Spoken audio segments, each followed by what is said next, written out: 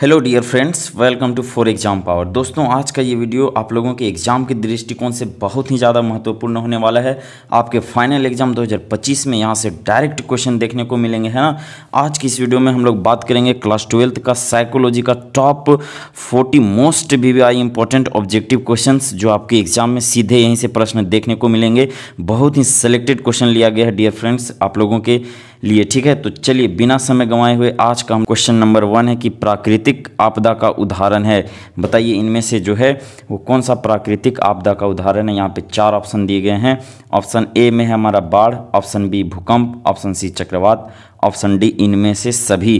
तो dear friends, जैसा कि आप सभी इसको आंसर कर पा रहे होंगे कि इसका करेक्ट आंसर हो जाएगा हमारा ऑप्शन नंबर डी, इनमें से सभी जो है वो प्राकृतिक आपदा का उदाहरण है ना।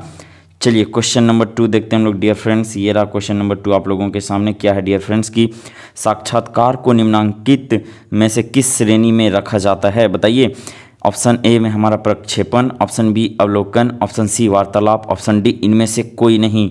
इसका करेक्ट आंसर हो जाएगा डियर फ्रेंड्स हमारा कि साक्षात्कार को वार्तालाप किस श्रेणी में रखा जाता है, यानी कि ऑप्शन नंबर सी हमारा करेक्ट आंसर हो जाएगा, ठीक है। चलिए क्वेश्चन नंबर 3 देखते हैं डियर फ्रेंड्स। ये रहा क्वेश्चन नंबर 3 आप लोगों के सामने कि परामर्शदाता एक प्रशिक्षित क्या होता है। बताइए परामर्शदाता एक प्रशिक्षित क्या होता है। तो वो अपने क्षेत्र में जो है वो एक अध्यापक है, यानी कि ऑप्शन नंबर हमारा बी इस क्वेश्चन का राइट आंसर हो जाएगा, है ना। चलिए क्वेश्चन नंबर 4 देखते हैं डियर फ्रेंड्स। हाँ, तो क्वेश्चन नंबर 4 है हमारा डियर फ्रेंड्स कि किसने बुद्धि को सार्वभौम क्षमता कहा है।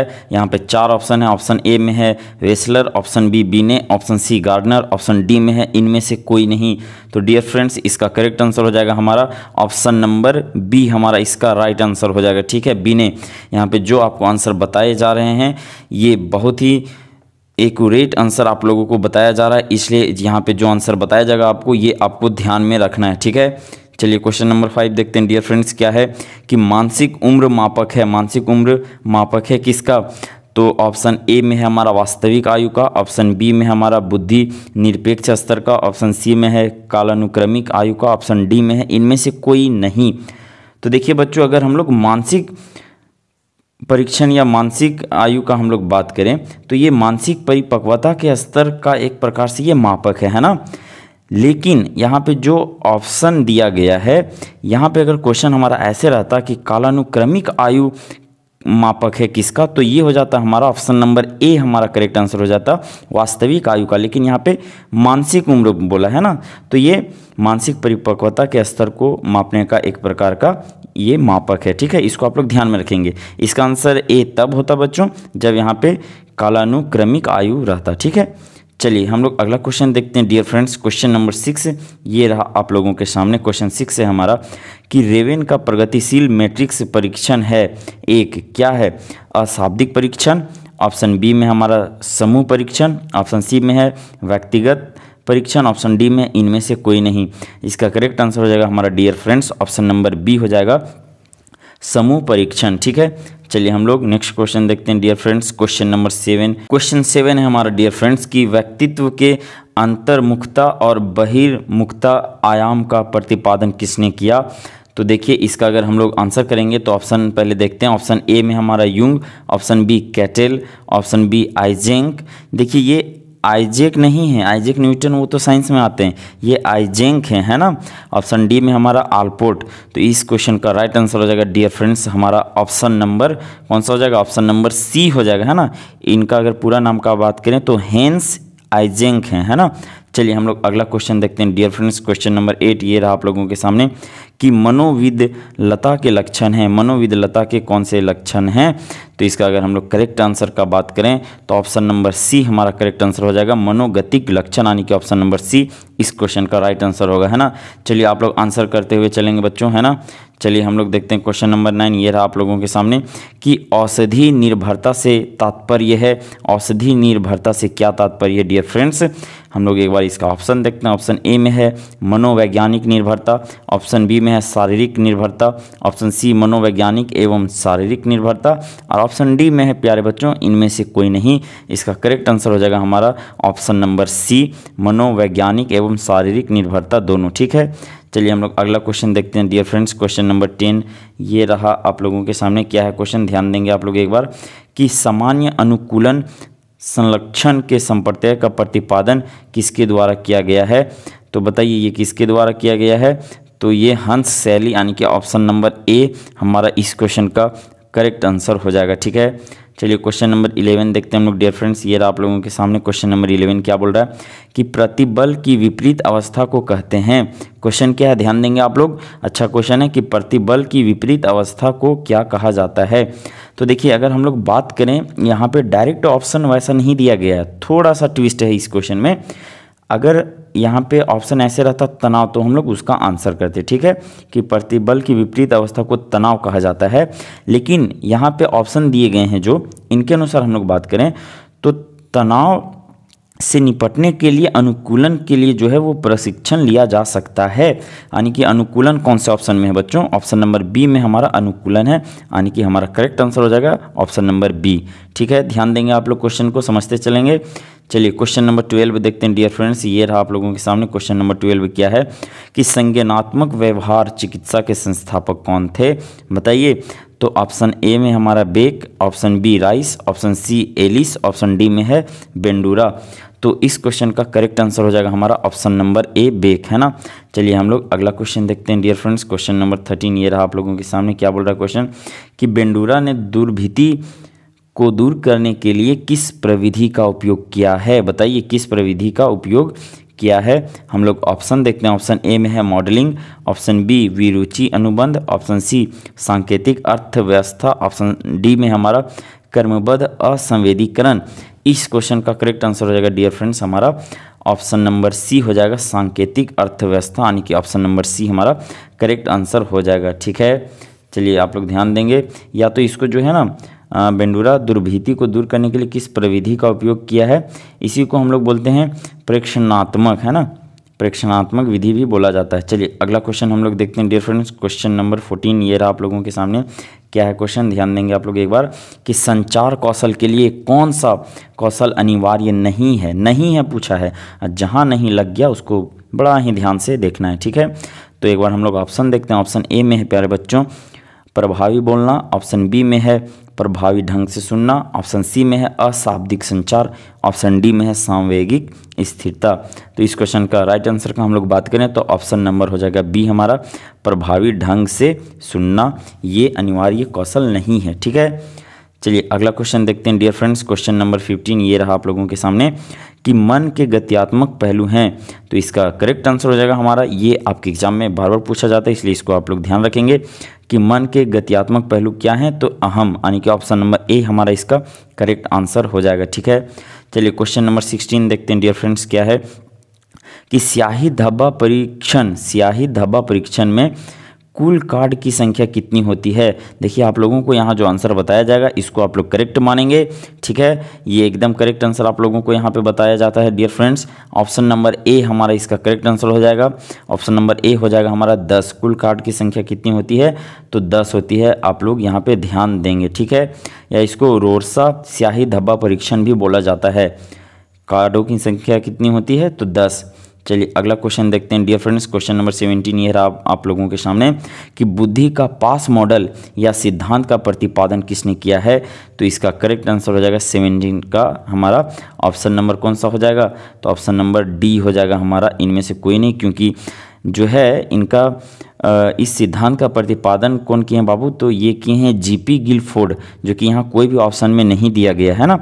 तो इस प्रकार से हम लोग इसका आंसर करेंगे ऑप्शन नंबर डी, इनमें से कोई नहीं। चलिए अगला क्वेश्चन देखते हैं हम लोग डियर फ्रेंड्स। क्वेश्चन नंबर 18 ये रहा आप लोगों के सामने कि जिस बच्चे की बुद्धि लब्धि 0 से 19 के बीच होती है उसे किस श्रेणी में रखा जाता है। देखिए बुद्धि लब्धि के बहुत से जो है वो श्रेणियां होती हैं, उनमें से अगर पूछा जाए कि 0 से 19 के बीच वाले बच्चे कौन से कैटेगरी में आते हैं, तो ये जड़ कैटेगरी में आते हैं, यानी कि ऑप्शन नंबर ए हमारा करेक्ट आंसर हो जाएगा। और आपको कमेंट बॉक्स में हमें बताना है कि सामान्य बुद्धि वाले जो लोग हैं उनकी बुद्धि लब्धि कितना से कितना बीच में होता है, ये आप लोग हमें कमेंट बॉक्स में बताएंगे, क्योंकि आपके एग्जाम में ये बहुत बार पूछा जा चुका है। ठीक है, चलिए हम लोग अगला क्वेश्चन देखते हैं डियर फ्रेंड्स। क्वेश्चन नंबर 19 ये रहा आप लोगों के सामने, ध्यान देंगे। क्या है क्वेश्चन कि हंस शैली ने स्वीकारात्मक तनाव को कहा है। हंस शैली द्वारा जो है वो स्वीकारात्मक तनाव को क्या कहा गया है बच्चों, तो आप लोग ध्यान देंगे। इसका करेक्ट आंसर हो जाएगा हमारा ऑप्शन नंबर ए को आप लोग लॉक करेंगे, यू स्ट्रेस कहा गया है। ठीक है, चलिए अगला क्वेश्चन देखते हैं हम लोग क्या है। क्वेश्चन नंबर 20 कि निम्नलिखित में कौन पर्यावरणीय प्रबल है, कौन पर्यावरणीय प्रतिबल है। तो इसका अगर हम लोग करेक्ट आंसर का बात करेंगे बाबू, तो देखो ऑप्शन पहले देख लेते हैं। ये पर्यावरणीय प्रबल या प्रतिबल के बारे में पूछा गया है। ठीक है, तो पर्यावरणीय प्रबल क्या होता है बाबू कि ऐसे कारकों को कहते हैं जो पर्यावरणीय परिस्थितियों के में जो है बदलाव के कारण जीवों या पारिस्थितिकी तंत्र पर नकारात्मक प्रभाव डालते हैं। ठीक है, इस प्रकार से हम इसको एक प्रकार से परिभाषित भी कर सकते हैं। और अगर हम लोग इसका एग्जाम्पल का बात करें तो सूखा, बाढ़, चक्रवात वगैरह आ जाएगा किसमें, पर्यावरणीय प्रतिबल या प्रबल में। ठीक है, तो हम यहाँ पे एग्जाम्पल आपको बताएं सूखा, बाढ़, चक्रवात वगैरह, तो इस प्रकार का ऑप्शन आपको किस में दिख रहा है। ऑप्शन ए में कुंठा है, ऑप्शन बी में भूकंप, ऑप्शन सी तनाव, ऑप्शन डी विवाह विच्छेद। तो आप लोग इसका हमें करेक्ट आंसर आप लोग हमें कमेंट बॉक्स में बताएंगे। आपका कमेंट का वेट करेंगे हम। क्वेश्चन नंबर 20 का जो है वो आपको ऐसे आंसर बताना है। ठीक है, चलिए अगला क्वेश्चन देखते हैं हम लोग डियर फ्रेंड्स। क्वेश्चन नंबर 21 ये रहा आप लोगों के सामने कि बार बार हाथ धोना किसका लक्षण है बताइए। तो ये जो लक्षण है बाबू ये है हिस्टीरिया का है ना, यानी कि ऑप्शन नंबर बी हमारा करेक्ट आंसर हो जाएगा। चलिए अगला क्वेश्चन देखते हैं। क्वेश्चन नंबर 22 ये रहा आप लोगों के सामने कि मॉडलिंग एक प्रकार है, मॉडलिंग एक प्रकार का क्या है। तो ये है व्यवहार चिकित्सा, यानी कि ऑप्शन नंबर बी इस क्वेश्चन का राइट आंसर हो जाएगा। ठीक है, चलिए क्वेश्चन नंबर 23 देखते हैं प्यारे बच्चों क्या है हमारा कि विश्व मानसिक स्वास्थ्य दिवस कब मनाया जाता है। आप लोगों को यहाँ पूछा जा रहा है कि विश्व मानसिक स्वास्थ्य दिवस कब मनाया जाता है बताइए। तो ऑप्शन देखते हैं हम लोग। ऑप्शन ए में है 31 अक्टूबर, ऑप्शन बी 21 अक्टूबर, ऑप्शन सी 31 अगस्त, ऑप्शन डी में हमारा 21 नवंबर। तो इस क्वेश्चन का करेक्ट आंसर हो जाएगा डियर फ्रेंड्स हमारा 10 October, option number A correct answer. चलिए अगला क्वेश्चन देखते हैं डियर फ्रेंड्स। क्वेश्चन नंबर 24 ये रहा आप लोगों के सामने क्या है कि आक्रामक का मूल प्रवृत्ति सिद्धांत का प्रतिपादन किसने किया है बताइए। किसने किया है, फ्रायड, डोलार्ड, बंडूरा या इनमें से कोई नहीं। तो इसका करेक्ट आंसर हो जाएगा हमारा ऑप्शन नंबर डी इनमें से कोई नहीं, क्योंकि इनका जो परीक्षण किए हैं, प्रतिपादन जो किए हैं वो कौन किए हैं, तो आलपोर्ट किए हैं। इसको आप लोग ध्यान में रख सकते हैं अगर बाय द वे आप लोगों के एग्जाम में पूछा गया तो। ठीक है, फिलहाल इसका करेक्ट आंसर हो जाएगा हमारा कौन सा, ऑप्शन नंबर डी। चलिए बच्चों हम लोग अगला क्वेश्चन देखते हैं। क्वेश्चन नंबर 25 ये रहा आप लोगों के सामने कि परामर्श का उद्देश्य होता है। परामर्श का क्या उद्देश्य होता है बच्चों, तो इसका उद्देश्य होता है उपचारात्मक, यानी कि ऑप्शन नंबर ए हमारा इसका करेक्ट आंसर हो जाएगा। ठीक है, चलिए क्वेश्चन नंबर 26 से देखते हैं डियर फ्रेंड्स क्या है। क्वेश्चन नंबर 26 ये रहा आप लोगों के सामने कि व्यक्ति के शारीरिक हाव भाव किस श्रेणी का कौशल है बताइए। हम लोग ऑप्शन देखते हैं एक बार। ऑप्शन ए में है परामर्श कौशल, ऑप्शन बी में है साक्षात्कार कार्य कौशल, ऑप्शन सी मनोवैज्ञानिक परीक्षण कार्य कौशल, ऑप्शन सी में है संचार कौशल। इसका राइट आंसर हो जाएगा हमारा ऑप्शन नंबर बी साक्षात्कार कार्य कौशल। ठीक है, चलिए अगला क्वेश्चन हम लोग देखते हैं डियर फ्रेंड्स। क्वेश्चन नंबर 27 ये रहा आप लोगों के सामने क्या है, ध्यान देंगे आप लोग एक बार कि निम्न में से कौन प्राथमिक समूह का उदाहरण है।